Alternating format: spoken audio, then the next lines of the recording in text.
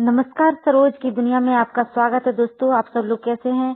आशा करती हूँ आप सब लोग सुखी होंगे, स्वस्थ होंगे। तो आज मैं आपसे बात करूंगी संकट चौथ कथा के बारे में। तो मैं आज आपको बता दूं, संतान के उज्जवल भविष्य और संतान प्राप्ति के लिए संकट चौथ का व्रत रखा जाता है। इस साल संकट चौथ व्रत 29 जनवरी को पड़ रही है। ऐसे में इस दिन भगवान श्री गणेश की पूजा के साथ साथ व्रत कथा का पाठ भी जरूरी माना जाता है।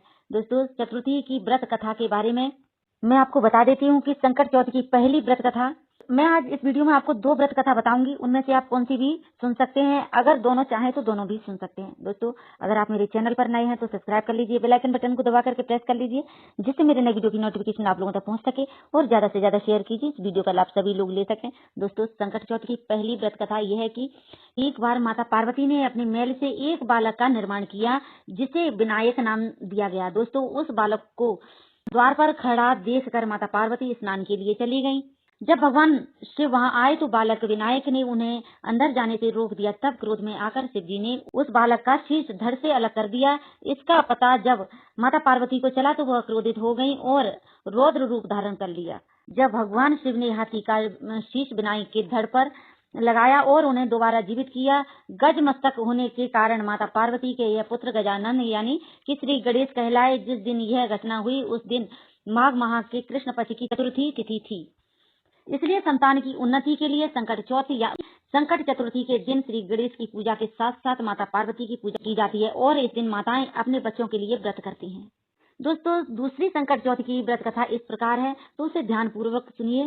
दोस्तों, जब भी कथा सुनते हैं तो एक दीपक हमें जरूर प्रज्वलित करना चाहिए, उसके बाद ही हमें कथा सुननी चाहिए। क्योंकि अगर आप साथ में किसी के सुनते हैं तो दूसरा होता है सुनने के लिए। अगर आप अकेले सुनते हैं तो एक दीपक आपको जरूर प्रज्वलित करना चाहिए। तो दोस्तों, एक नगर में एक बुजुर्ग माता हुआ करती थी, जिनका एक बेटा और बहू थे। बूढ़ी अम्मा को आंखों से दिखता नहीं था, लेकिन वह परम गणेश भक्त थी। एक बार उनकी भक्ति से प्रसन्न होकर उन बूढ़ी अम्मा को गणेश जी ने दर्शन दिए और वर मांगने को कहा।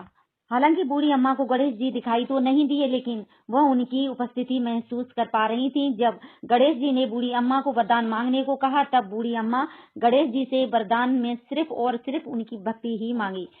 यह देख गणेश जी प्रसन्न हुए और बूढ़ी अम्मा चाहती थी तो अपने घर परिवार के लिए बहुत कुछ मांग सकती थी और अपनी आंखों की रोशनी मांग सकती थी, लेकिन उन्होंने गणेश भक्ति को चुना। तब गणेश जी ने उन बूढ़ी अम्मा को संसार के सभी सुख प्रदान किए।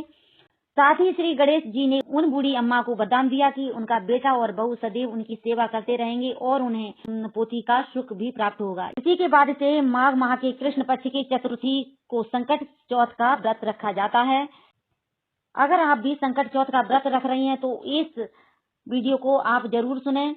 आशा करती हूँ आपको वीडियो जरूर पसंद आया होगा।